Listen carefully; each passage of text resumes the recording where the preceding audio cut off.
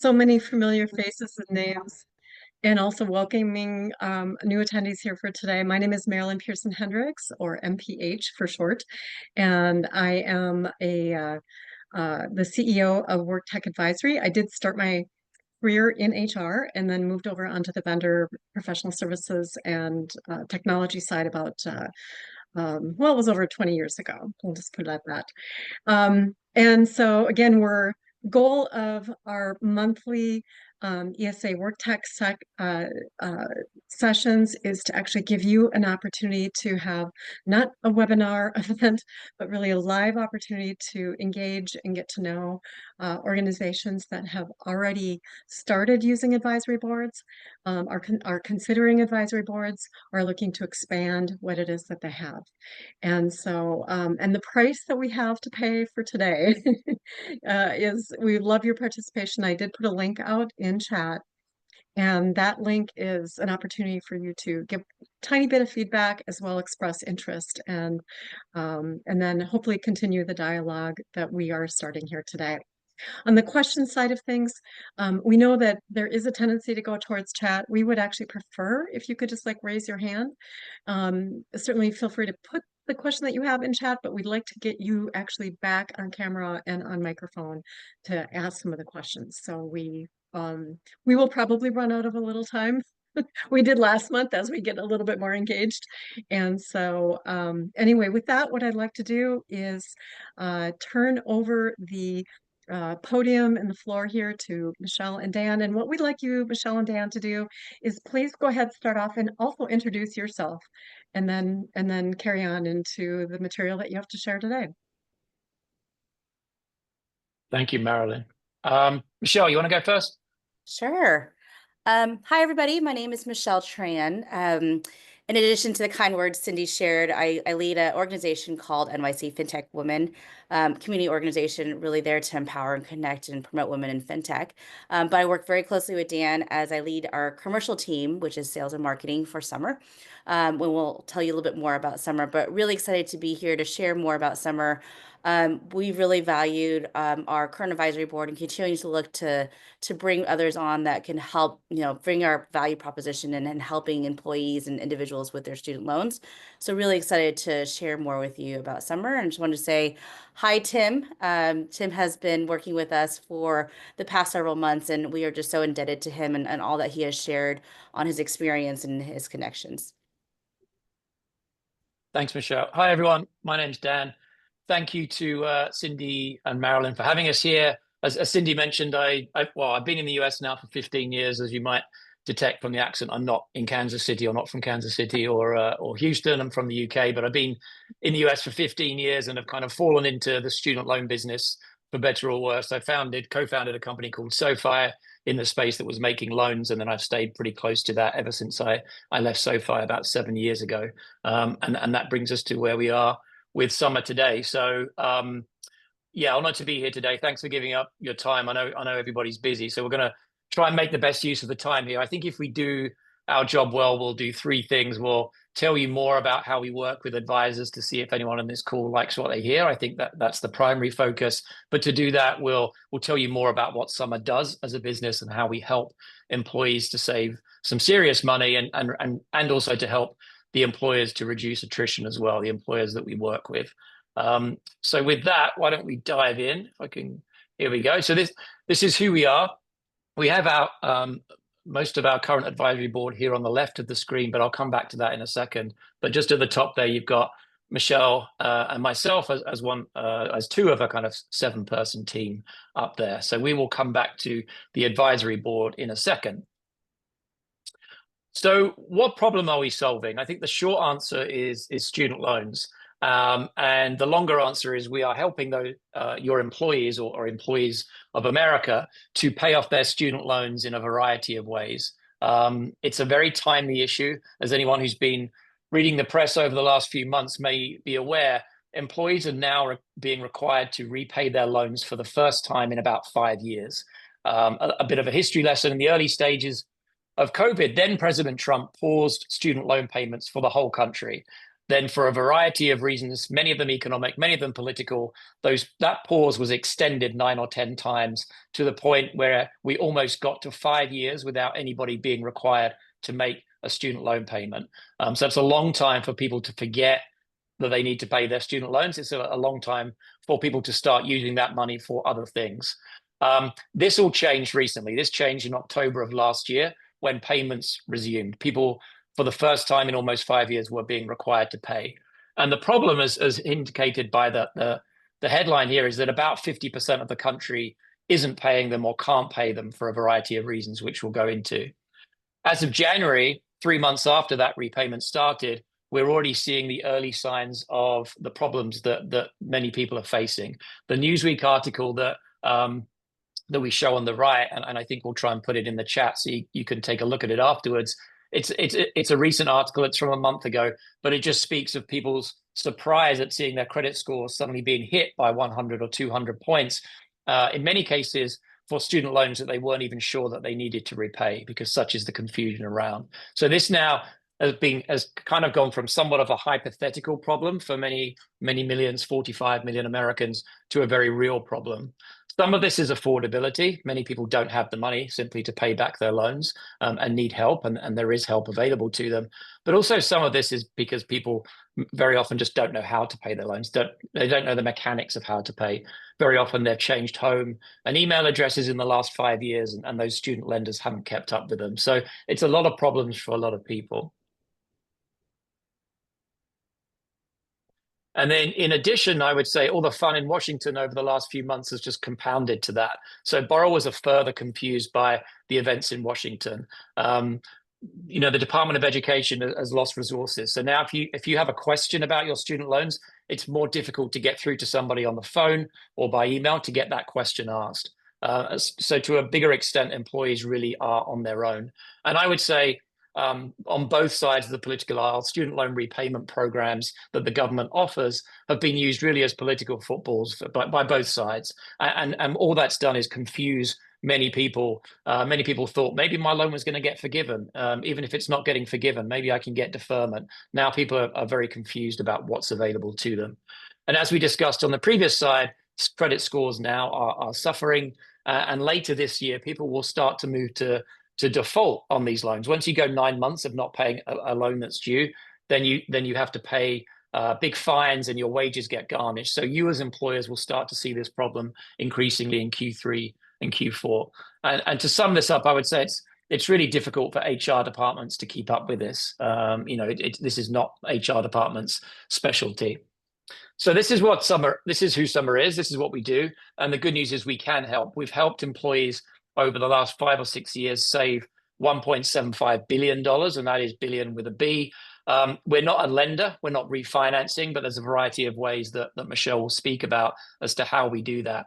And that really is providing HR leaders and CFOs and CTOs with a powerful solution to help with recruitment and retention for this really, really big population of people that are out there.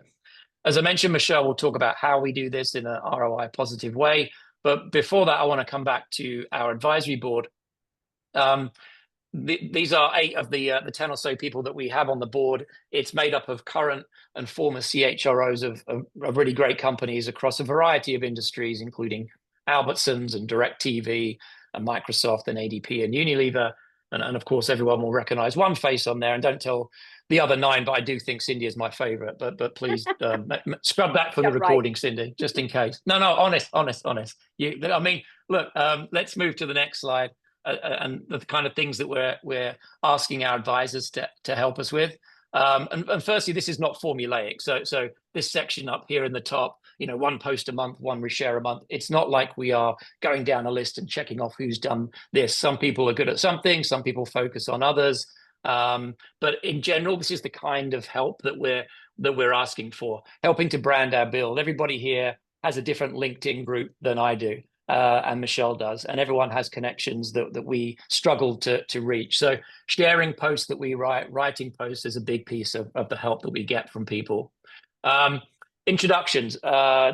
Cindy here through this call is by default kind of introducing us to 20, 30 people on this call. So it doesn't have to be a fancy call like this. It could just be somebody who you think may benefit. But we don't want to pretend that introductions to others are not part of what we would love to see, because we're still a relatively young company, and we thrive off that. And those introductions can lead into events and dinners to the extent that you're available. That's the kind of area that we like help with. The areas that we're focusing on now, and this is not an exclusive list, but CFO buyers, we have a lot of CHROs. So to the extent that there are other individuals out there who don't necessarily have the CHRO title but are involved in the decision, that's of interest to us. In the medical space, about half of our clients last year were in the medical space. We don't really have an abundance of people within that world, so that would be useful to us. But then generally, big, I would say larger companies, CHROs in general, just because that tends to be where our client base sits. We can help. We do have companies of all sizes, but it tends to be kind of 1,000 people and above, something of that nature. And then the photo on the right, unfortunately, Cindy couldn't be with us. This was taken in Vegas last week. A lot of our advisors happened to be at a conference that we were attending. So occasionally, it's great when we can get together in person. You can see Michelle and I around the table there. Why don't I pass over to Michelle? I haven't seen any questions yet. If there are questions, shout them out. But I think Michelle will give you a little bit more information about how we do this. Great. Thanks, Dan. If there are any questions, as Marilyn said, please feel free just to shout them out. I'm happy to stop and take any questions. So my role is I'm going to tell you a little bit about how we do this and why we are working with employees and employers. And so, as Dan mentioned, this is a pretty significant issue that we have in the U.S. And to be frank, it's very U.S. specific. So I'll meet someone from Canada and they'll be like, we don't have this problem in Canada. But in the U.S., we have 45 million Americans who have student loans of various different ranges. And over 50% of them are not paying their student loans currently, and for a variety of reasons. And so that's a large number of the population. And as we all know, you're in your seat as a CHRO, as a people leader, you know that debt in general has a big impact on someone's mental wellness, has a big impact on someone's productivity, has a big impact on wellness across overall. And so what we really do at Summer is really pinpoint and really help that student loan issue and really help reduce that loan in a number of different ways. And so what we offer is that we offer really what I call a high tech and high touch experience. So we have a full digital experience that helps to identify ways for an individual to really reduce that loan amount. And this is through accessing a number of federal programs that are available out there. So this is not the employer putting money directly into the student loans, but ways to get to programs that can help to pay down that student loan. And then we also offer ways for employers to actually take that extra step, and there are a lot of employers who do, to help their employees pay that student loan. We also help in terms of helping save more for retirement, because there's now a new provision out there that if you're paying down a student loan, employers now can match that into a retirement account. And as you can imagine, I'll go into a bit more detail, those have big impacts into someone's financial wellness over a long period of time. Sorry, Dan, can you go next slide?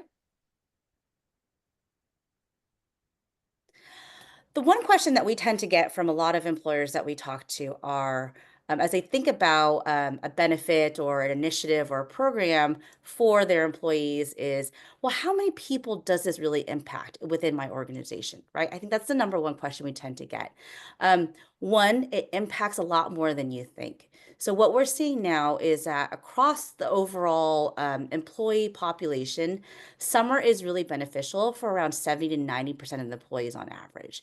And why is that? Okay, Michelle, you're talking about student loans specifically. Do I need to know who has a student loan, who doesn't? What we really see is that we see around 30 to 40% of employees hold a student loan in their name. And then we see an additional about 10 to 20 hold a student loan, and they're paying it for either a family member, they may be paying it for their child. There's Parent Plus loans out there. So for very generous parents who will take out loans to help their kids for a loan, they're actually responsible for that loan themselves.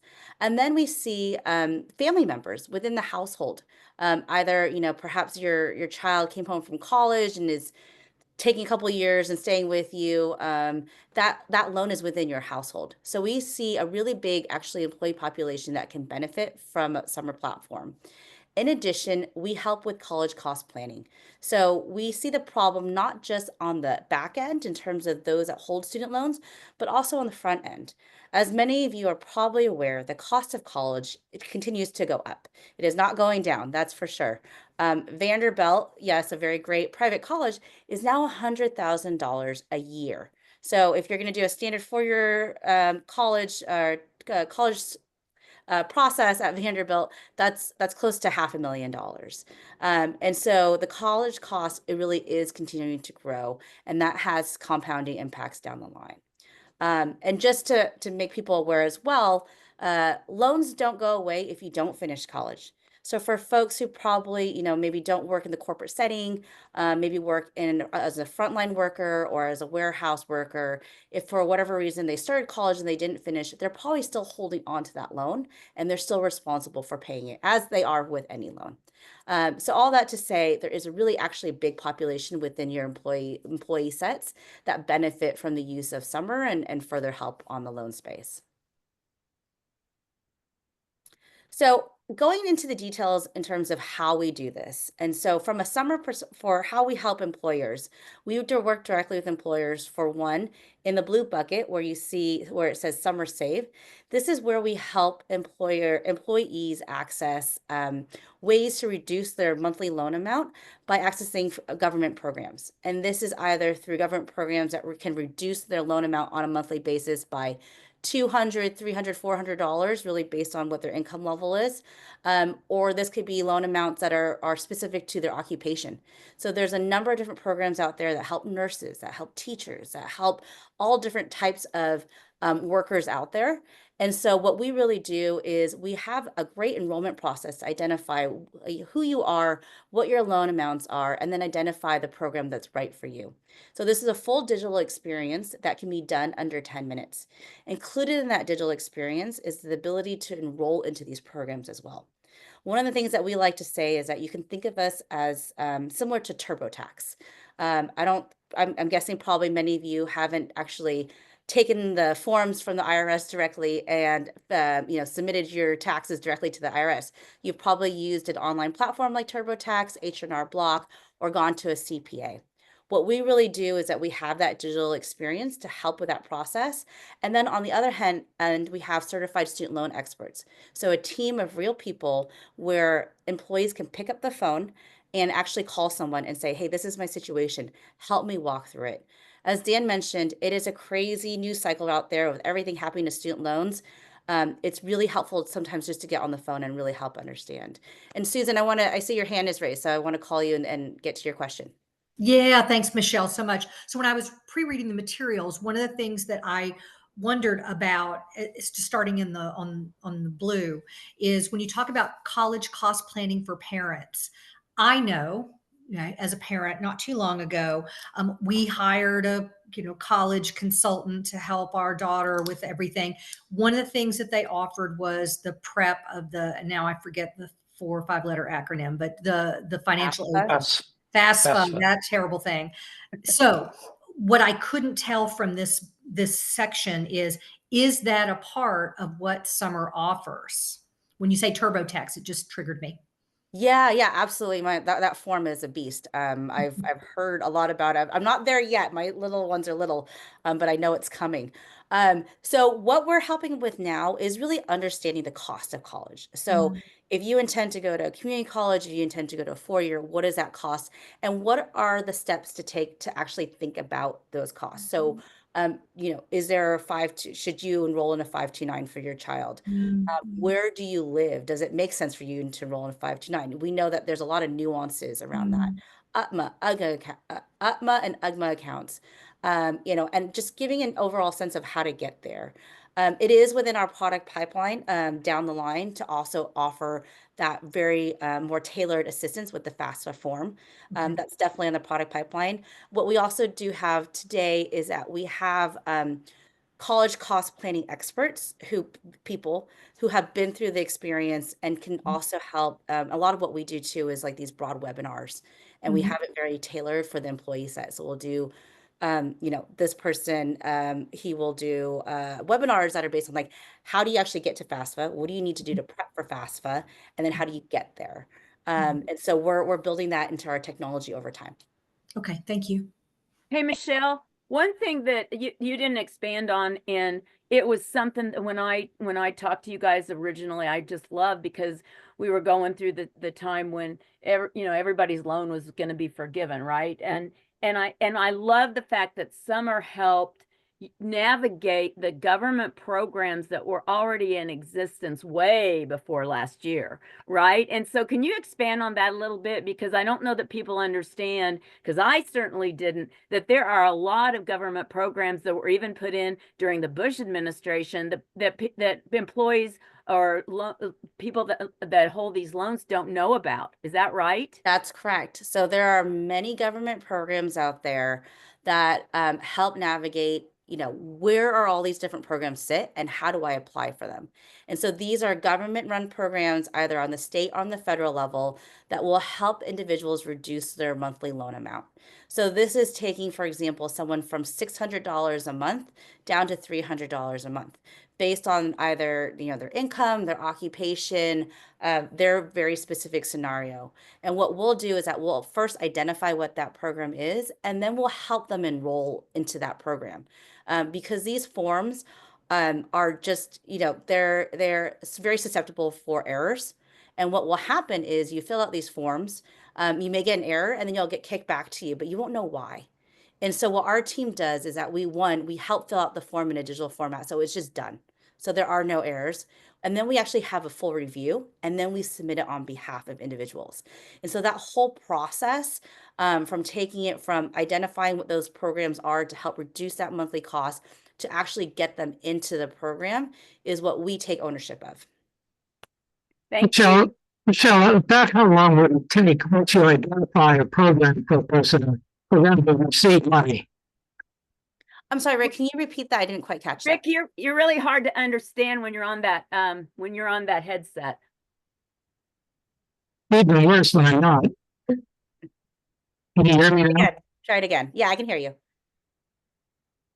I can't hear you. Oh. So I guess my question is, how long does it take for a person to get money once they've applied? So I think your question was how long it takes for someone to apply for the program? No, once they apply, how long does it take them to receive relief? It's very quick, Rick, and it differs as per which program you're going to. But in general, it's within a few weeks. So someone comes to us today, it's about a 5 to 10 minute application process, very similar to TurboTax. They're giving us 5 or 10 pieces of private information. As Michelle said, we then use that to pre-populate the form. So we eradicate all the errors that people tend to make, and then we submit that form. It may be a bit slower at the moment just because of some of the stuff happening in Washington where it may be not as quick to be approved coming back. But in general, it's within a couple of weeks. And then for that next month's repayment is now $200 as opposed to $600. So it's pretty fast. And then that stays for 10 or 20 years, depending on the type of loan that somebody has. Thank you. I just wanted to jump in quick. First of all, everyone needs to know that this exists. I did not until today. This is fantastic. And being in this stage of life with my own child, this is just like gold to understand that this exists. Is this something that a family and a student can work on the front end of their college experience, or is it about getting the monies and then this comes in on the back end to figure out how to sort through repaying those monies? How proactive can a family be with your tools and platform?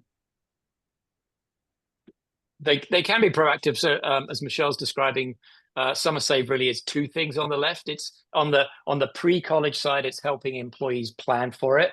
So, in general, borrow as little as you can. Borrow at, it sounds obvious, but the lower interest rates, borrow from the government because those loans have repayment possibilities that we're talking about now that can allow you to extend them. So in general, don't borrow from private lenders, and of course go to a college that is cheaper than an expensive one. And these are all kind of obvious things, but they have an impact. I would say we do that, Amy, but I would say our biggest and our secret sauce really is on the back end. Once you have the debt, an employee who's 23 years old or 33 years old or 43. And the average age of our customer is 43 years old. So please don't think this is just for people in their 20s. On average, it takes 15, 16 years to pay a loan off. Frequently, we have people in their 50s and 60s, either their own borrowings for their own time at college, maybe a graduate program, or as Michelle mentioned, borrowing on behalf of their kids as well. So it's there for people. It's there to help and guide them through and make sure they go to the right program. It's very confusing, and most people don't know that these things exist. And even if you know they exist, you don't really know the details. So that's really, we're just kind of doing the hard work for people so they don't have to understand it. Thank you. Great. All great questions. So please keep them coming. So I have one. Yes, please. Sorry. No. So I'm probably jumping ahead, and I'm sure you're going to talk about this later, but in terms of sort of your revenue model, is that a PEPM or model, or how is that from an employer perspective? And what kind of technology requirements would we need to be thinking about? Yeah, we look at, size of organization, eligible employees, right? Because it can differ per organization. So really, we operate more of like a flat fee model, but we do take a look at the number of employees. It's all inclusive too, so it's not like there's additional charges for talking to someone on the phone for call number 3. It's unlimited. We also offer this out to family members, so immediate family members. We say household typically, but that could be your sons or daughters who are coming back. If you have, a relative who are living with you for whatever reason, your spouse, right? Scenarios where, hey, I'm about to get married and, my fiance is coming in as a doctor with, hundreds of thousands of dollars of debt. What do I do? And so these questions are available. And from a technology perspective, it's a pretty simple onboarding experience. So really, all we need is an eligibility file and a very simplified eligibility file. So we work really closely with HRIS systems already to get what those are. And it's 4 or 5 fields at most. And then we get that set up and ongoing, and we're actually working on technology to make that a lot faster. So typical from onboarding experience for the employer is about a few weeks, 2 to 4 weeks, depending on how quickly the employer moves. And then the other thing I'd like to mention too is that we have a full partner success team. So the partner success team is a dedicated person that will work with the HR team to understand what are your goals, what are the KPIs, what are the employee engagement metrics that we want to hit, and then how do we put together the right collateral, the emails, the webinars, the in-person. A lot of folks now post-COVID are having in-person benefit fairs, or we see with a lot of HR companies or healthcare companies that we work with, they say, hey, we have nurses, can you just go sit in the break room for a couple of days, because that's where we see nurses come through. And so we're very flexible and really want to just partner with organizations to understand how we can make this really beneficial to everybody. And how many healthcare organizations are you working with? So over 40% of the clients that we work with are healthcare oriented. One of the largest hospital systems in Kentucky is a client of ours, Norton Healthcare. And we have many others. One of our clients, Learn Behavioral, we just met with at Transform, and they were telling us how, they're continuously getting emails from their employees. They work in the autism space, so they have autism specialists. And what they get emails from their employees saying, I just enrolled for this program and I just reduced my student loan monthly by $400. That means $400 post-tax money back into the employee pocket. And my favorite was her comment was like, they're not calling me when they make a doctor's appointment, even though I'm giving them medical and I'm giving them dental, but they really do appreciate me as an HR leader if I give them another benefit that keeps dollars into my wallet. That's great. Thank you. And Carolyn, just one other thing to add on the revenue model. As Michelle mentioned, we charge a platform fee, and then we have something called the summer guarantee, because sometimes a very skeptical person, CFO, for example, may say, well, what happens if no one uses it? And the fact is, we guarantee that we will save your employees a multiple of the platform fee that you are paying us. And if that doesn't happen, if for some reason no one uses it, then we give you your money back, essentially. We've never had to do that. So we put that out there in confidence that we will be saving your employees lots of money, but that's just another way to build confidence around the product. Awesome. And that's for any, when we think about it, because I'm thinking about healthcare, because there's a whole wide spectrum. If you think about the different types of people that are involved in healthcare and the kind of education requirements there are, from certifications to physicians, et cetera. So those, is it strictly university, or is it other types of education as well? So it's for any part of healthcare. I think the healthcare range is pretty broad. That I think is a good transition to the green bucket here in terms of Summer Boost. And so as you think about Summer Boost, what really this bucket is ways for employers to assist with their employees' cost, either be it with their existing student loans, or if they're getting if they're in current courses and there's tuition reimbursement. And so if they're looking at programs within university, now we say, we work with organizations on their program design. So we work with you to say, hey, how do you want to structure the tuition reimbursement? Or if you have an existing tuition reimbursement platform or program and designed already, then we will work with that and help with the administration of that tuition reimbursement program. And so Summer Boost in this green bucket here, we can really think about how is the employer boosting the employee's student loan experience? And that is either contributing directly into an employee's student loan. So you'll see a lot of healthcare groups do this, where they'll say, hey, it's a retention tool and a recruiting tool. You've been here for a year, here's $100 every month into your student loan. You've been here for 2 years, here's $200, et cetera. And there's many different ways to structure it. But what we do is that we help with that experience of verifying where the student loans are for the employee. And then we help actually facilitate that money flow from the employer all the way directly to the student loan. So that it goes directly to the student loan and not anywhere else. This also then helps, there is Section 127 allows for $5,250 to be tax beneficial to the employee. So this is income that is not taxed to the employee. So $5,250.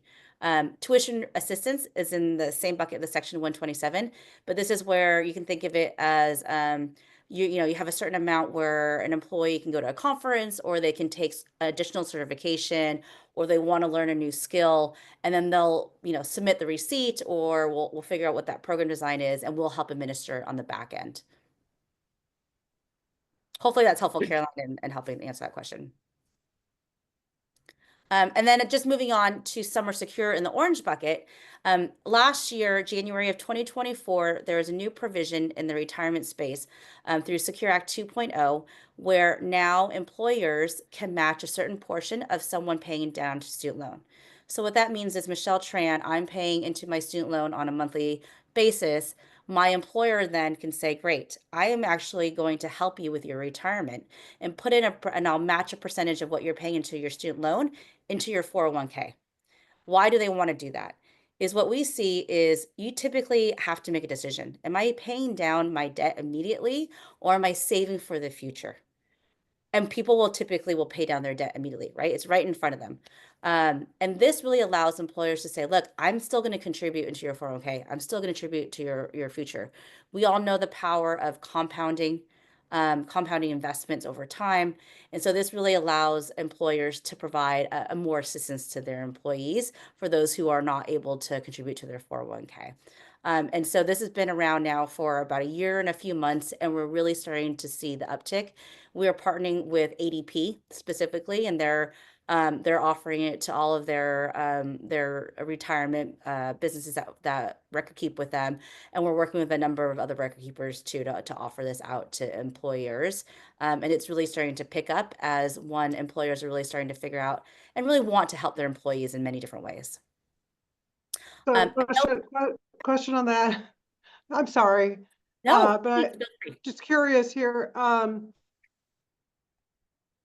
My guess would be, and I don't know if you have any kind of supporting data on this, but if someone is, I don't know that they would be necessarily contributing to their student or paying off student loan in lieu of contributing to the 401k.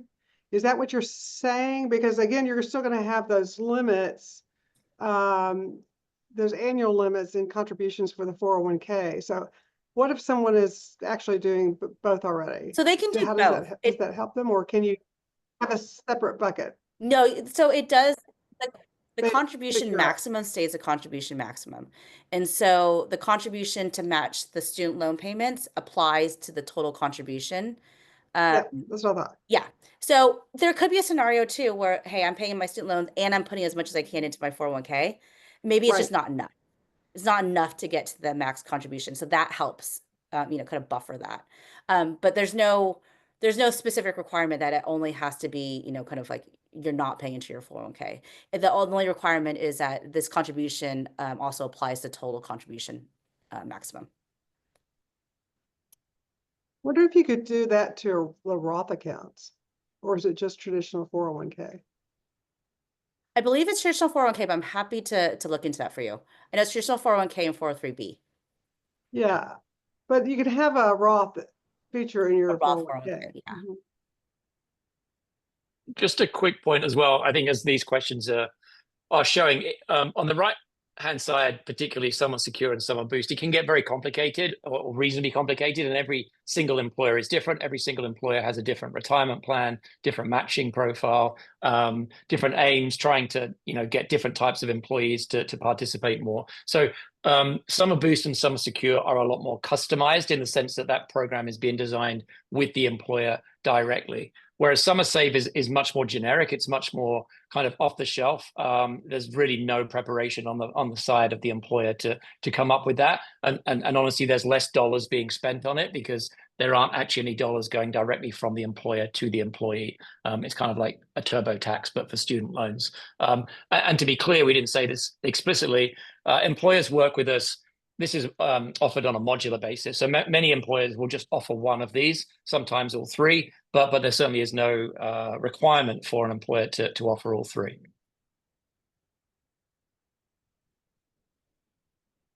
Great.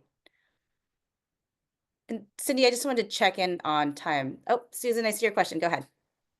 A quick one, just in terms of the customer base with whom you've been working so far, do you see kind of a floor, a volume of either employees with children in scope or actual student hires where what you're offering fits best? Is there like a no smaller than kind of thing?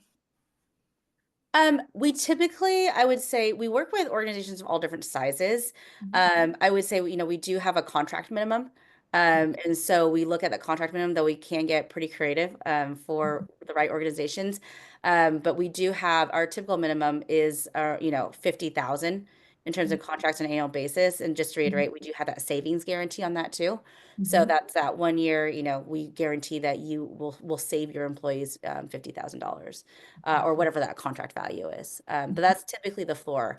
I think it can depend. I say it depends because we also do partner with a number of organizations too that can partner and bring in employees by scale. And so, for example, one organization that we work with, they have 20 nonprofits.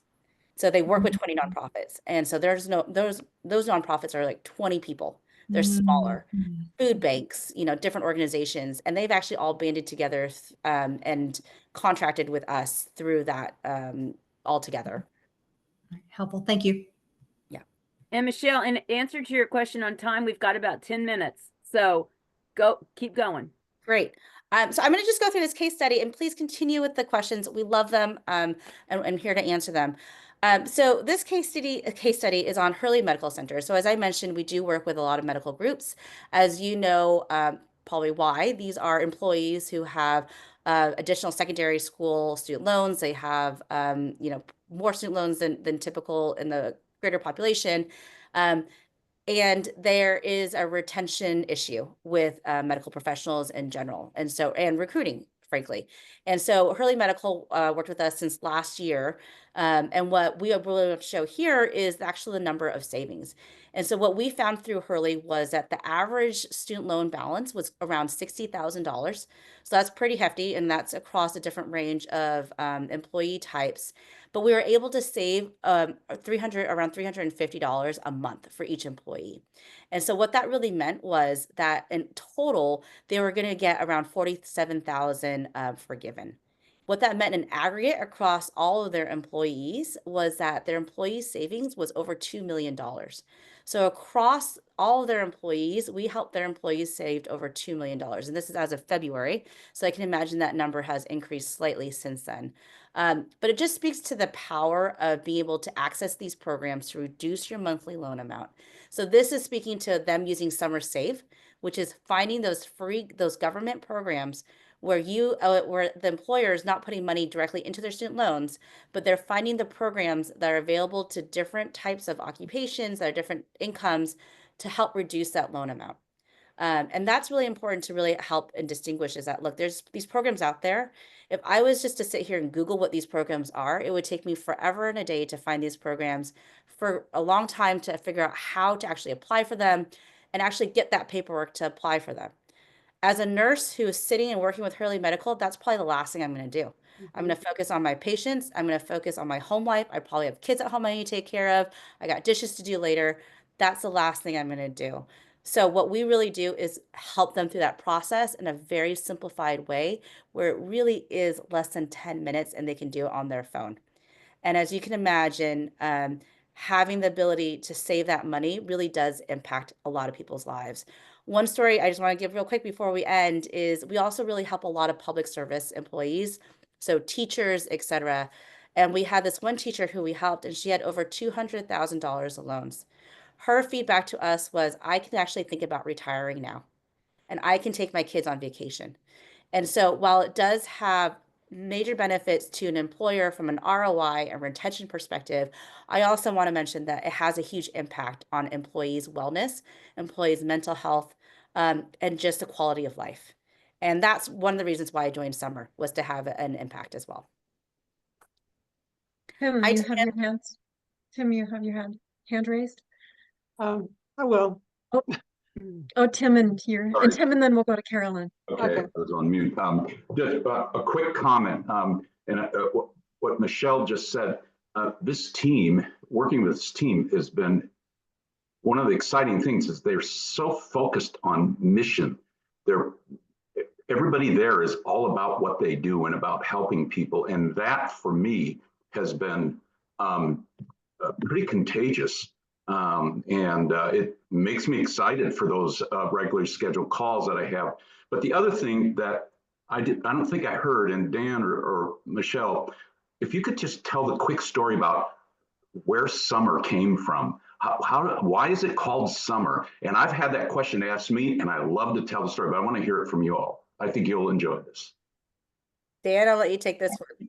Yeah, there's a few versions, Tim. So I'm not sure which urban myth you've heard, but the one I'm going with, Will's actually the genius behind it. He's the CEO. He used to work with me in my SoFi days, in our SoFi days, and he came up with an idea for a product that, or more than a product, but an offering that SoFi should have.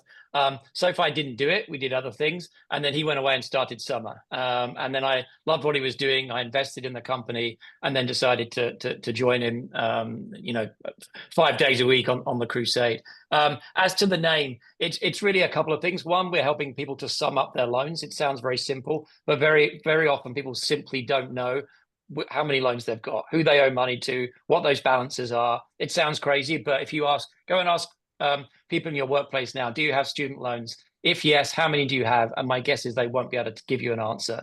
And then the second thing is, summer is the season is the time for graduation and celebration. And then for the reality that is paying off those debts that you've accumulated. So yeah, I like the name. There's a few varieties of where it came from, Tim, but we'll go with that one for now.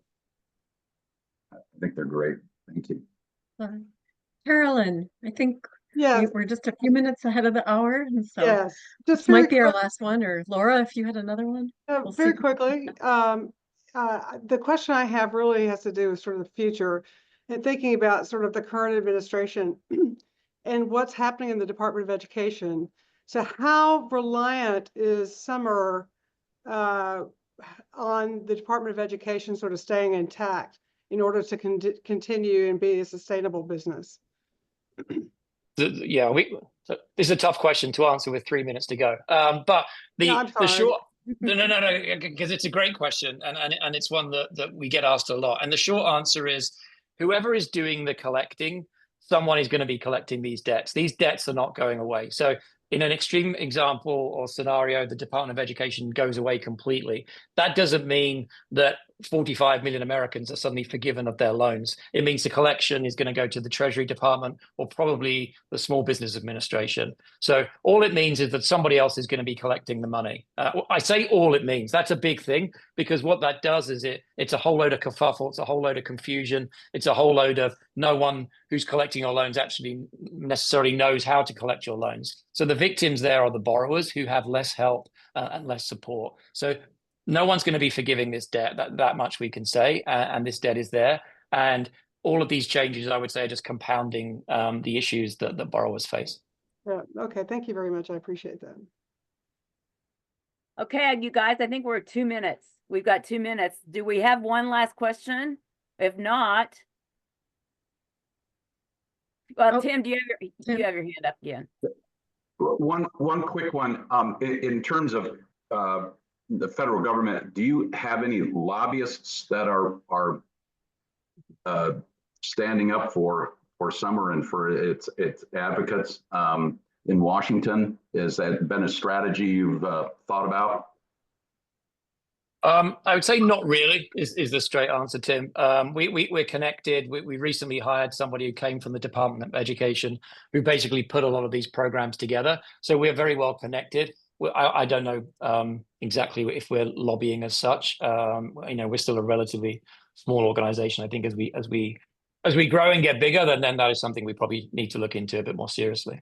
We have had some conversations with organizations like Spark in the retirement space, and other groups in the peripheral to say, there's ways for us to get more engaged. We just haven't done it in such a formal way, but we, as Dan mentioned, we hired Rich Williams very recently, a few weeks ago, and he came from the Department of Education. And so he has a great for us, kind of a back channel way for us to also just learn a lot more about, like, to your question, Carolyn, like what's going on. What's actually going on in the Department of Education, right? Last I heard, they actually rehired a bunch of people because FAFSA is such a beast and that they needed people to figure that out. So I think, look, the headlines are not going to slow down anytime soon. I think we're still going to see a lot of changes. And I think one thing that a lot of employers look to us for is, one, a central source of truth, right, as they're getting hit in many different places, and also someone who can help answer personalized questions about their employees' student loan scenarios. Because I think that's what's most important. It's like, oh, I have this here and I have that here. How do I need to think about that? What do I need to do to safeguard myself? What do I need to apply for? So just want to say that the noise will continue, but our job is to make sure that noise gets quieted down, and we help distill that noise for everybody. Okay, Michelle and Dan, thanks. We're at time. Thanks for everybody that joined us. We really appreciate it. Look for the follow-up email. It'll have the link to the recording and the deck. And Dan and Michelle will be copied, so you can reach out to them and ask them more questions. Okay? Thanks for being here. Appreciate Thank you, guys. Thank you. Really great. Thanks, Thank you, everyone. Carolyn. Bye, guys. Bye.